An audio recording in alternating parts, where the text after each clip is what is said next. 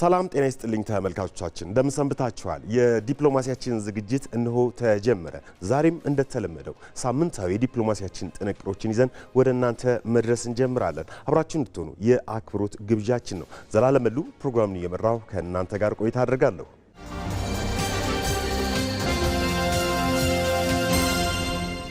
የዲፕሎማሲያችን ዝግጅት የሚጀምረው ሳምንታዊ የዲፕሎማሲ መረጃን ወደ እናንተ በማድረስ ነው። ሳምንታዊ የዲፕሎማሲ አክራሞት ምን ይመስላል?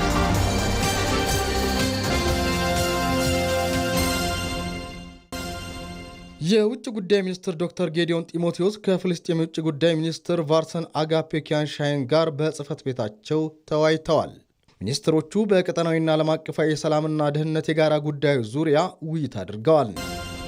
የውጭ ጉዳይ ሚኒስትር ዶክተር ጌዲዮን ጢሞቴዎስ የቻይና የአፍሪካ ቀንድ ልዩ መልእክተኛ አምባሳደር ሁቻንቹን በጽህፈት ቤታቸው ተቀብለው አነጋገሩ። ዶክተር ጌዲዮን ጢሞቴዎስ የኢትዮ ቻይና ግንኙነት ዘርፈ ብዙ መሆኑን በመጥቀስ በኢትዮጵያ እየተከናወኑ ያሉ የልማት ስራዎችና ኢትዮጵያ ቀጠናዊና ኢኮኖሚያዊ ትስስር እንዲፈጠር እያደረገች ያለውን ጥረት በተመለከተም ለልዩ መልእክተኛው ገለጻ አድርገዋል። አምባሳደር ሁቻንቹን በበኩላቸው የሁለቱ ሀገራት ግንኙነት በሁኔታዎች የማይለዋወጥ ስትራቴጂካዊ አጋርነት ላይ የደረሰ መሆኑን ገልጸዋል። ኢትዮጵያ የዓለም የምግብ ፕሮግራም ኤክስኪዩቲቭ ቦርድ አባል ሆና ተመረጠች። የዓለም ምግብና ግብርና ድርጅት ፋኦ 179ኛውን የካውንስሉን ስብሰባ ባደረገበት ወቅት ኢትዮጵያን የዓለም የምግብ ፕሮግራም ኤክስኪዩቲቭ ቦርድ አባል አድርጎ በሙሉ ድምፁ መርጧል። የወላይታ ህዝብ የዘመን መለወጫ በዓል ጊፋታ በዓለም ቅርስነት ተመዘገበ። በህንድ ኒው ዴሊ የተካሄደ በሚገኘው 20ኛው የተባበሩት መንግስታት የትምህርት የሳይንስና ባህል ድርጅት ወይንም ዩኔስኮ የማይዳሰሱ የባህል ቅርሶች ጥበቃ ኮሚቴ ጉባኤ ላይ ኢትዮጵያ በዓለም ቅርስነት እንዲመዘገቡ ያቀረበችውን የወላይታ ህዝብ የዘመን መለወጫ በዓል ጊፋታን በሰው ልጅ የማይዳሰሱ የባህል ቅርሶች ዝርዝር ተመዝግቧል።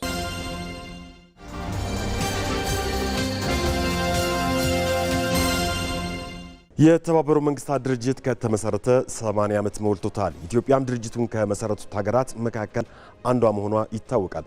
በድርጅቱ የ80 ዓመት ጉዞም የኢትዮጵያ ሚና ትልቅ ነበር። ባሳለፍነው ሳምንት የኢትዮጵያ ወርን እንዲሁም የተባበሩት መንግስታት ድርጅት 80ኛ ዓመትን ለመዘከር በኩሪፍቱ አፍሪካን ቪሌጅ አንድ ፕሮግራም ተዘጋጅቶ ነበር። ቀጣዩ መሰናዶ እዚህ ላይ ያተኮረ ነው። ቤተልሔም ጥላሁን አዘጋጅተዋለች።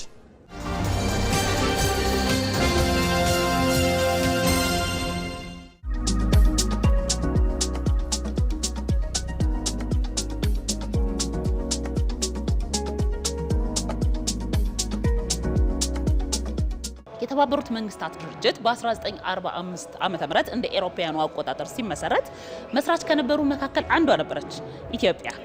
ታዲያ የተባበሩት መንግስታት ድርጅት በያዝነው ዓመት 80ኛ ዓመት የልደት በዓሉ እንዳከበረ ይታወቃል። ከ1945 የምስረታው ዓመት ጀምሮ አሁን እስከደረሰበት ድረስ ኢትዮጵያ በየደረጃው የተለያዩ አስተዋጽኦችን አድርጋለች በድርጅት ውስጥ። በተለይ ደግሞ ኢትዮጵያ የአፍሪካ መቀመጫ እንደመሆኗ መጠን አፍሪካ ከተባበሩት መንግስታት ድርጅት ጋር የሚኖራትን የልማትም ይሁን የሰላምና ጸጥታ እንዲሁም ሌሎች ጉዳዮች ላይ ኢትዮጵያ ቁልፍ ሚና ስትጫወት ኖራለች።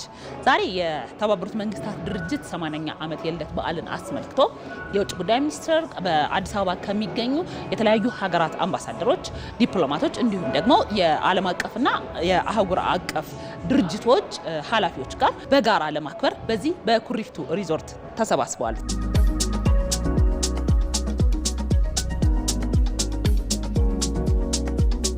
ኢትዮጵያ በዓለም አቀፍ ዲፕሎማሲ ውስጥ ቀደም ተሳትፎ ካላቸው ሀገራት አንዷ ናት። የተባበሩት መንግስታት ድርጅት ምስረታ ጀምሮም ንቁ ተሳትፎ በማድረግ የባለብዙ ወገን መድረኮች ላይ ተጽዕኖ ፈጣሪ ሆና 80 ዓመታትን ዘልቃለች።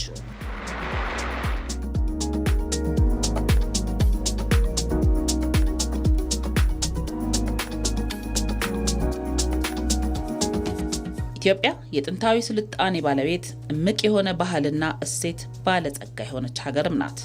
ይህ እምቅ የሆነ ሀብት ከሌሎች ሀገራትና ሕዝብ ጋር ወዳጅነትንና መተማመንን ለመፍጠር የሚያስችል አቅም ያለው ነው። የአፍሪካ መዲና በሆነችው አዲስ አበባ በሚገኘው ኩሪፍቱ አፍሪካ ቪሌጅም በተለያዩ የአፍሪካ ሀገራት ስም ወራትን በመሰየም የአፍሪካን ባህልና ታሪክ በሚያስተዋውቁ ሁነቶች ይከበራል። የጥቅምት ወርም በኢትዮጵያ ስም ተሰይሞ በተለያዩ ፕሮግራሞች ሲከበር ቆይቷል። ታዲያ የኢትዮጵያን ወርና የተባበሩት መንግስታት ድርጅት 80ኛ ዓመትን ምክንያት በማድረግ በተዘጋጀው ፕሮግራም ላይ በአዲስ አበባ የሚኖሩ የዲፕሎማቲክ ማህበረሰቦች በዚህ በኩሪፍቱ አፍሪካን ቪሌጅ ተሰባስበዋል። እንደዚህ አይነት በጋራ የአንድ የሚያደርጉ በዓላትን በጋራ ማክበር በተለይ ደግሞ ዲፕሎማቶች እንዲሁም ደግሞ አምባሳደሮች ከሌሎች ሀገራት ዲፕሎማቶችና አምባሳደሮች ጋር በጋራ በመሆን እንደዚህ አይነት በዓላትን ሲያከብሩ እርስ በርስ የመገናኘት እርስ በርስ የመተዋወቅ እንዲሁም ደግሞ እርስ በርስ ያለውን ግንኙነት የማሳደግ አስተዋጽኦ ይኖራቸዋል።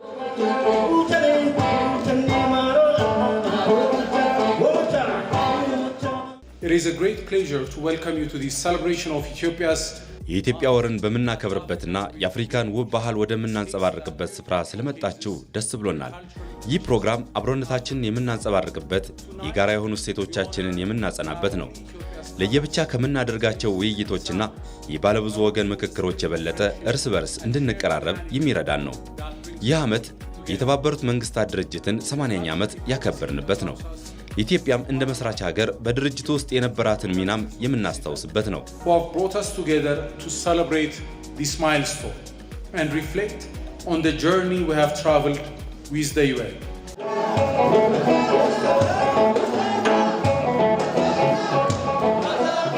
ኢትዮጵያ የአፍሪካ ፖለቲካል ካፒታል ከተማ ናት። ለብዙ ዓመት እንደዚህ አይነት ቦታ አልነበረንም። አሁን ግን እያንዳንዱ አፍሪካዊ የኔ ነው የሚለው ቤት መስርተን እንደምታዩ ደስ በሚል ሁኔታ እየተስተናገዱ ናት ያለችው እና ሀሳቡ የመነጨውም አፍሪካን አንድ ማድረግና የኔ የሚለው ቦታ ለመስጠት ነው። ኬንያ መንዝ ነበረ፣ የሳውዝ አፍሪካ መንዝ ነበረ፣ የኢትዮጵያ መንዝ ነበረ እና በእነዚህ ወራቶች ውስጥ ሳውዝ አፍሪካ የራሳቸውን ፕሬዚደንቱ የራሳቸውን ሼፍ ነው የላኩት።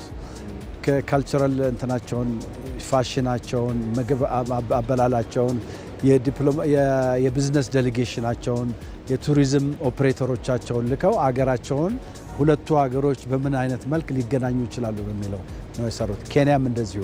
ስለዚህ የኩሪፍቱ አፍሪካን ቪሌጅ በየወሩ የተለያዩ ሼፎች፣ የተለያዩ ፋሽን ዲዛይነሮች፣ የተለያዩ የቢዝነስ ዴሌጌሽኖች ከሚወክሉት ያንን ወር ሴሌብሬት ከሚያደርጉት ሀገር ጋር እየሰራ ኢትዮጵያ ኤምባሲዎች ውጭ ካሉ ኢትዮጵያን ኤርላይንስ ጋር አብሮ በመስራት ብዙ ፓኬጆች በማዘጋጀት ኢትዮጵያን ወይም ክሮስ አፍሪካን ኮኔክት ያደርጋል ማለት ነው። የተባበሩት መንግስታት ድርጅት መስራች ከሆኑት ሀገር መካከል የሆነችው ኢትዮጵያ ከሰላም ማስከበር እስከ ዲፕሎማሲያዊ አጋርነት በጸና ተሳትፎ ለዓለም ሰላምና መረጋጋት ወሳኝ ሚና ስትጫወት ቆይታለች።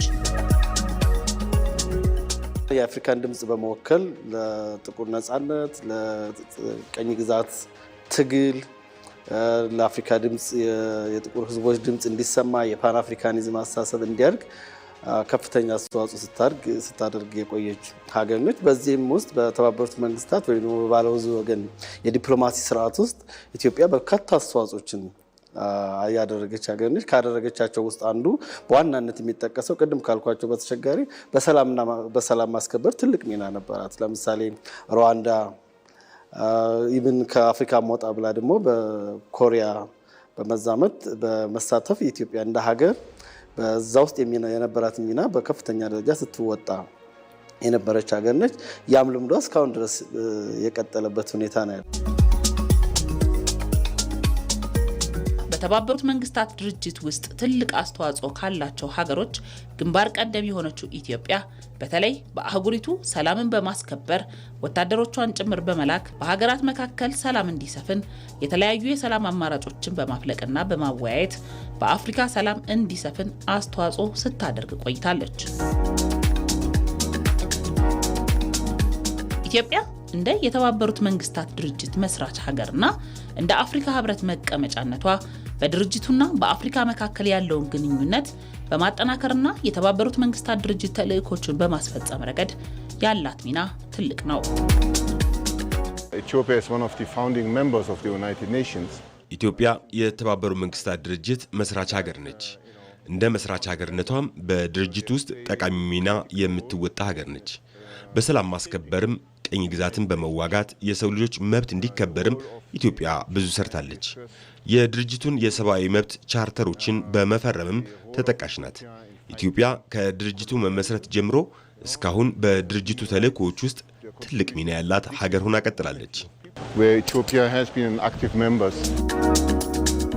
የተባበሩት መንግስታት ድርጅትም በሀገራት መካከል ያለን አንድነትና ሰላም ተቀዳሚ ዓላማው አድርጎ የሚሰራ ድርጅት ነው። ኢትዮጵያም ከሌሎች ሀገራት ጋር በመተማመንና በመከባበር ላይ የተመሰረተ ግንኙነትን በመመስረት ለዓለም ሰላምና አንድነት ተግታ የምትሰራ ሀገር ናት።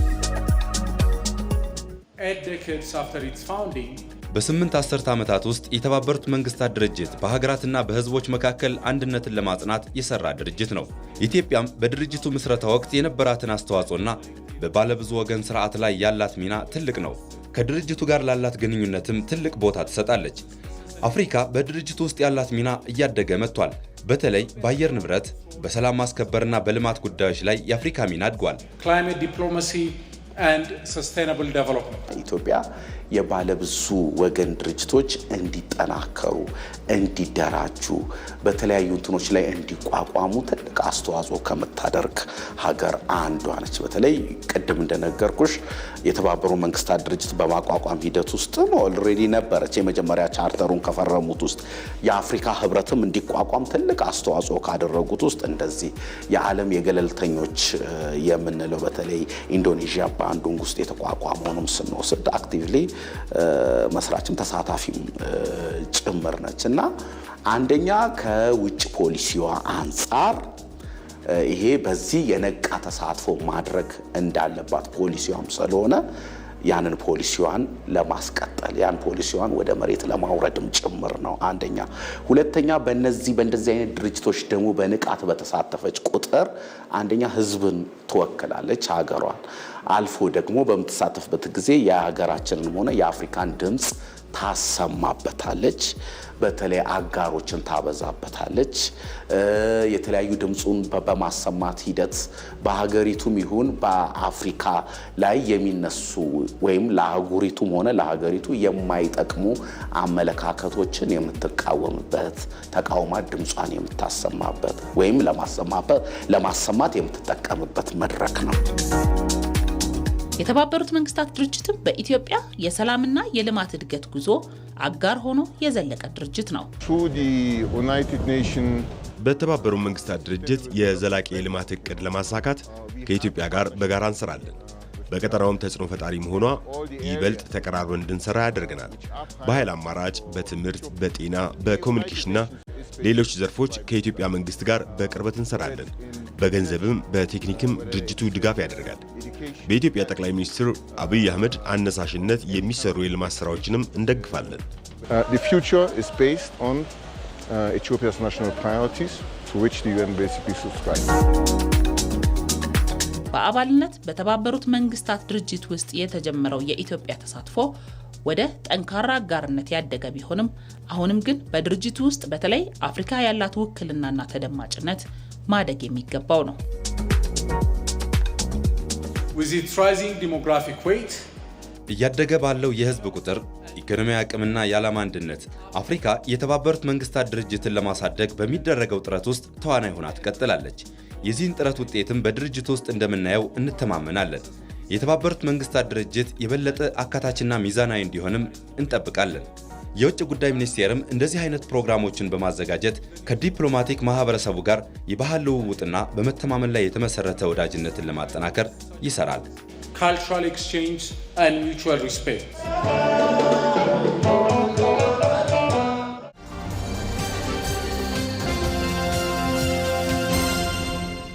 ተመልካቾቻችን የእንግዳ ሰዓት ላይ እንገኛለን። የእንግዳ መሰናዶ እንግዳችን በውጭ ጉዳይ ሚኒስቴር የፐብሊክ ዲፕሎማሲ ዳይሬክተር ጄኔራል አምባሳደር ነብዩ ተድላ ናቸው። ተከታትለን እንመለስ።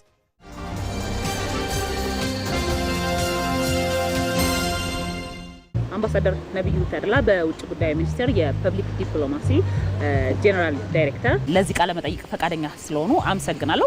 ዛሬ እንግዲህ የተገናኘነው የኢትዮጵያና የተመድ 80ኛ ዓመት የግንኙነት በዓል እንዲሁም ደግሞ የኢትዮጵያ ወር አከባበር ላይ ነው። ቀደም ሲል እንዳየነው የተለያዩ በአዲስ አበባ የሚገኙ የተለያዩ ሀገራት አምባሳደሮች፣ ዲፕሎማቶች እንዲሁም ደግሞ የዓለም አቀፍ ተቋማት አመራሮች ይገኛሉና የፕሮግራሙ ዓላማ ምንድን ነው? ከዚህ ጥያቄ እንጀምር።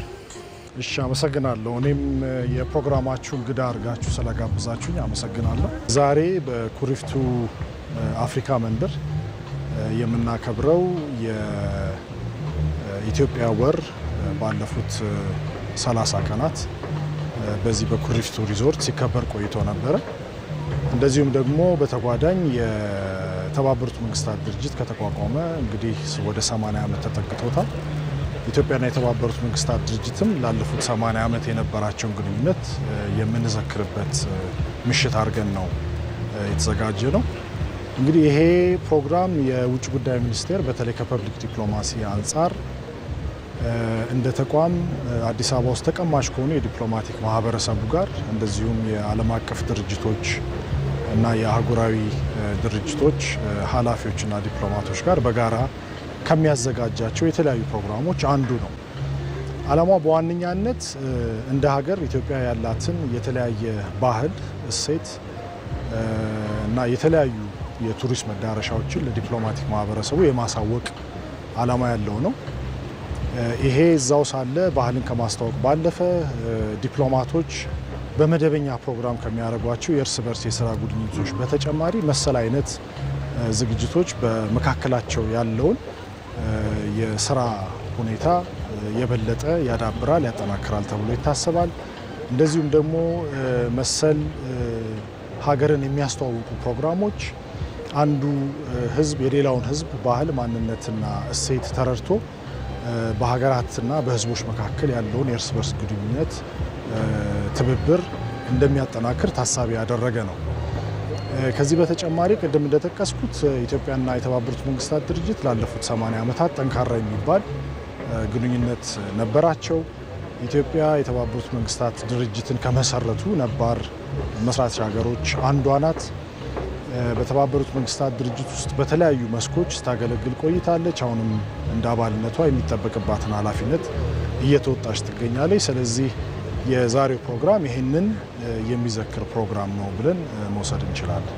ኢትዮጵያ የአፍሪካ መዲና ነች። ስለዚህ ኢትዮጵያ ከተባበሩት መንግስታት ድርጅት ጋር የሚኖራት ግንኙነት የኢትዮጵያና የተመድ ብቻ ሳይሆን አፍሪካም ከተባበሩት መንግስታት ድርጅት ጋር የሚኖራት ግንኙነት ላይ ትልቅ ሚና የሚኖረው ነውና ይህንን ከማሳደግስ አንጻር ምን ሚና ይኖራቸዋል እንደዚህ አይነት ፕሮግራሞች?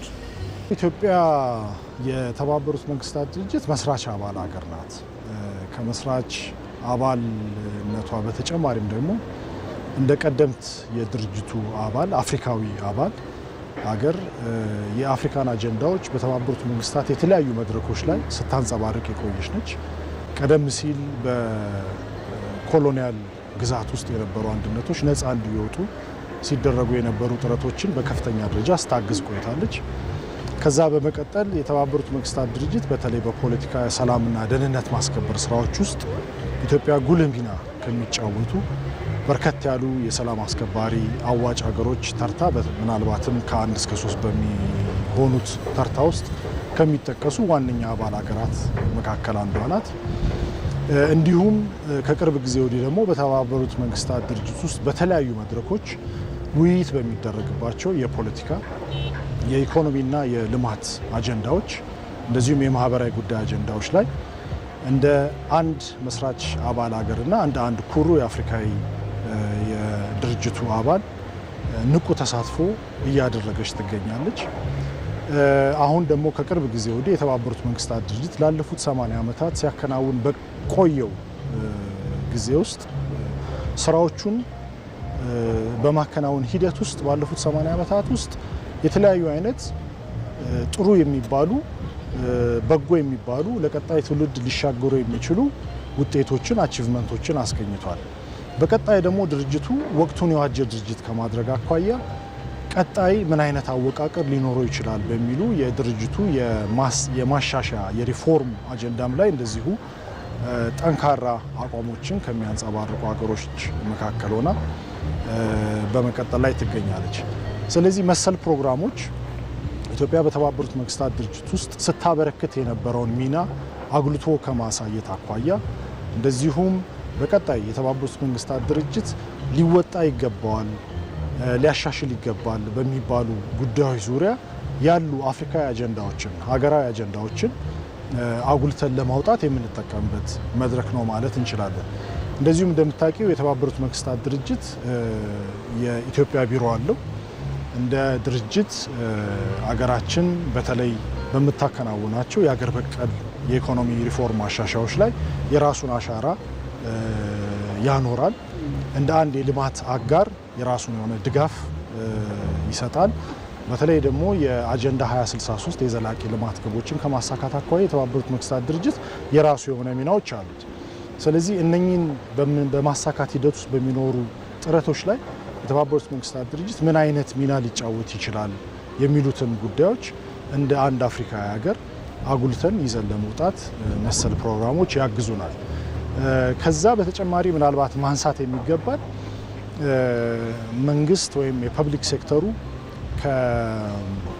ከግል ሴክተሩ ጋር በእንደዚህ አይነት መድረኮች በጋራ በመቀናጀት አገራችን ውስጥ ያሉ ባህሎችን፣ እሴቶችን በማስተዋወቅ አገራችን ውስጥ ያሉ የተለያዩ የቱሪስት መዳረሻዎች በተለይ ከቅርብ ጊዜ ወዲህ በርከት ያሉ እና ሳቢ የሆኑ የቱሪስት መዳረሻዎች እየተገነቡ ይገኛሉ። ይሄ አይነት መሰል ፕሮግራም እነኛን የቱሪስት መዳረሻዎች በማስተዋወቅ አገራችን ያላትን እምቅ ሀብት ይበልጥ ለዲፕሎማቲክ ማህበረሰቡ የማስተዋወቅ እዛው ሳለ ደግሞ የዲፕሎማቲክ ማህበረሰቡ በዚህ ዘርፍ በዚህ ኢንዱስትሪ በተለይ በሆስፒታሊቲ ኢንዱስትሪ ውስጥ ከሀገራችን ባለ ሀብቶች ጋር በጋራም በቅንጅት በጆይንት ኢንቨስትመንት እንደዚሁም ደግሞ በራሳቸው በቀጥተኛ ኢንቨስትመንት መጥተው ሊሳተፉ የሚችሉ ባለ ሀብቶችን ወደ ሀገራችን እንዲመጡ የማበረታታት ሚና አለው ተብሎ ይታሰባል። አምባሳደር ቀደም ሲል እርሶም በትንሹ ጠቅሰውታል። እንደዚህ አይነት መሰል ፕሮግራሞች ሲከናወኑ በህዝብ ለህዝብ መካከል የሚኖረውን ግንኙነት በሀገራቱ መካከል የሚኖረውን ግንኙነት ወደ መተማመን ከማሳደግ አንጻር እንዲሁም ደግሞ የኢትዮጵያን ታሪክ፣ ባህል እንዲሁም ደግሞ የኢትዮጵያን ቅርሶች የኢትዮጵያን አጠቃላይ ማንነት ከመረዳት አንጻር ምን አይነት ሚና ይኖራቸዋል ይላሉ? መዲናችን የአፍሪካ እና የሌሎች ሀገራት የዲፕሎማቲክ ማህበረሰብ መቀመጫ እንደመሆኗ ከተለያዩ አጋሮች ጋር በጋራ በመሆን እዚህ ኩሪፍቱ ላይ ወርሃዊ ፕሮግራሞች ይዘጋጃሉ። የተለያዩ አፍሪካ ሀገሮች የአገራቸውን ወር በመሰየም ለአብነት ለምሳሌ የደቡብ አፍሪካ ወር፣ የኬንያ ወር፣ የአንጎላ ወር እየተባለ እዚህ ቦታ ላይ እነኛ ሀገሮች መጥተው ማንነታቸውን፣ ባህላቸውን፣ እሴታቸውን፣ የንግድ ድሎቻቸውን፣ የኢንቨስትመንት አማራጮቻቸውን ያስተዋውቃሉ። በዚህ ሂደት እንግዲህ ምንድነው አንዱ ህዝብ የሌላውን ህዝብ ማንነት፣ ባህል በመረዳት እርስ በርስ ያሉንን ባህሎች ሼር የማደራረግ አክብረን የመንቀሳቀስ እንደዚሁም ደግሞ በአፍሪካ ውስጥ ያሉ የእርስ በርስ የቱሪዝም ጉድኝቶችንም ለማጠናከር የህዝብ ለህዝብ ትብብሩን ለማጠናከር የራሱ የሆነ ከፍተኛ ሚና ይጫወታልና ዛሬ እዚህ የምናከብረውም ዝግጅት ይሄንን ላለፉት አንድ ወር በኩሪፍቱ ሲደረግ የቆየውን የኢትዮጵያ ወር መዝጊያ ስነስርዓት እንደመሆኑ ሀገራችንን ለውጭው የዲፕሎማቲክ ማህበረሰብ ያስተዋወቅንበት እንደ ህዝብ ያለንን እሴቶች የሸጥንበት ዲፕሎማቲክ ማህበረሰቡ የሀገራችንን ማንነት ቀረብ ብሎ እንዲረዳ የሚያስችሉ የተለያዩ ዝግጅቶች ሲከናወኑ የቆዩበት ነውና መሰል ፕሮግራሞች የህዝብ ለህዝብ ትስስሮችን በማጠናከር ረገድ ያላቸው ሚና ከፍተኛ ነው ተብሎ ይታሰባል። እንደዚህ አይነት ፕሮግራሞችን የውጭ ጉዳይ ሚኒስቴርም እንደ ተቋምም ይሁን ከሌሎች ባለድርሻ አካላት ጋር መንግስታዊም ይሁን የግል ባለድርሻ አካላት ጋር በጋራ በመሆን ወደፊት ለማዘጋጀት ጥረት ያደርጋል። አምባሳደር የመጨረሻ ጥያቄ የሚሆነው ቀደም ሲል እንደጠቀሱት ኢትዮጵያ ከሌሎች ሀገራት ጋር የሚኖራትን ግንኙነት ለማሳደግ የተለያዩ ስራዎችን እየሰራች ነው። ወደፊት እንደዚህ አይነት መሰል ፕሮግራሞችን በማዘጋጀት በተለይ ከሌሎች ሀገራት ጋር የሚኖራትን ኢኮኖሚያዊ ግንኙነት ማሳደግ እንዲሁም ደግሞ በተለይ ቱሪዝም ላይም ሰፊ ስራዎችን እየሰራች እንደሆነ ይታወቃልና እነዚህን ከማስተዋወቅም አንጻር በቀጣይ እንደዚህ አይነት ስራዎችን ከማሳደግ አንጻር ምን እቅዶች አሉ? ይሄ በሀገራት በህዝቦች መካከል ያሉ እርስ በርስ ማንነቶችን በማጠናከር ረገድ የቱሪዝም ዲፕሎማሲ፣ የባህል ዲፕሎማሲ የራሱ የሆነ ሚና አለው። የኢኮኖሚ ዲፕሎማሲም የራሱ የሆነ ሚና አለው። የውጭ ጉዳይ ሚኒስቴር እንግዲህ በዋነኛነት የፐብሊክ ዲፕሎማሲ የቱሪዝም ዲፕሎማሲን የሚያከናውነው ውጭ በሚገኙ ሚስዮኖቻችን ነው። ዋነኞቹ ተደራሾች ውጭ ያለው ማህበረሰብ ስለሆነ፣ ነገር ግን አዲስ አበባ እንደ ዲፕሎማቲክ ማህበረሰብ ከፍተኛ ተቀማጭነቷ እዚህ ያለውን የዲፕሎማቲክ ማህበረሰብ ስለ ሀገራችን ማንነት ሳናሳውቅ ውጪ ወስደን ሄደን ያንን ለመሸጥ ብንሞክር የሚኖረው ሪተርን አነስተኛ ሊሆን ስለሚችል እዚህ ያሉት የተለያዩ አምባሳደሮች፣ ዲፕሎማቶች በተለይ በባህል ላይ፣ በቱሪዝም ላይ፣ በኢንቨስትመንት ላይ የሚሰሩ የውጭ ሀገር ዲፕሎማቶች አንዱ ስራቸው በየተመደቡበት ሀገር ያሉ የቱሪዝም፣ የንግድ፣ የኢንቨስትመንት አማራጮች ምን ይመስላሉ የሚሉትን መረጃዎች የማሰባሰብና ለሀገራቸው የማሳወቅ ነው።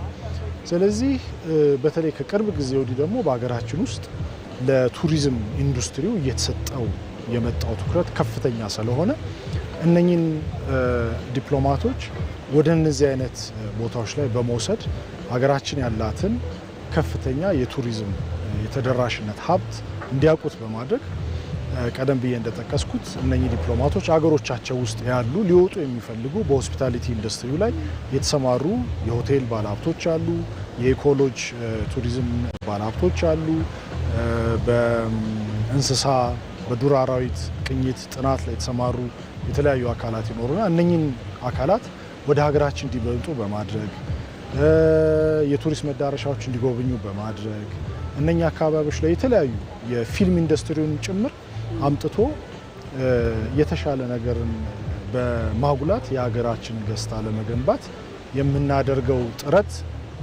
አንዱ አካል ነው። ይሄ ዛሬ እያከናወን ያለ ነውና በቀጣይም እንደ ተቋም እንደ ፐብሊክ ዲፕሎማሲ የምንሰራቸው ስራዎች አሉ።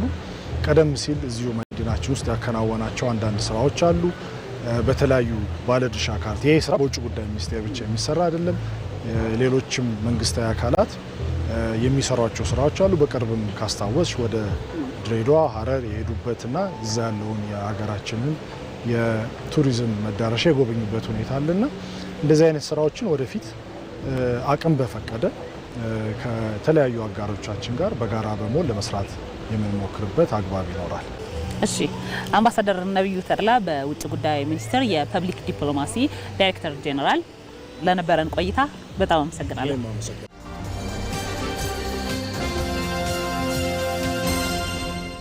ተመልካቾቻችን ሳምንታዊ የዲፕሎማሲያችን ዝግጅት ይህን ይመስል ነበር። አብራችሁን ስለነበራችሁ እጅግ በጣም እናመሰግናለን። ቀጣይ ሳምንት በሌላ ዝግጅት እንጠብቃችኋለን። አብሬያችሁ ቆየሁት ዘላለም መሉ ፕሮግራም በመምራት ከእናንተ ጋር ቆየሁኝ። ጤና ይስጥልኝ።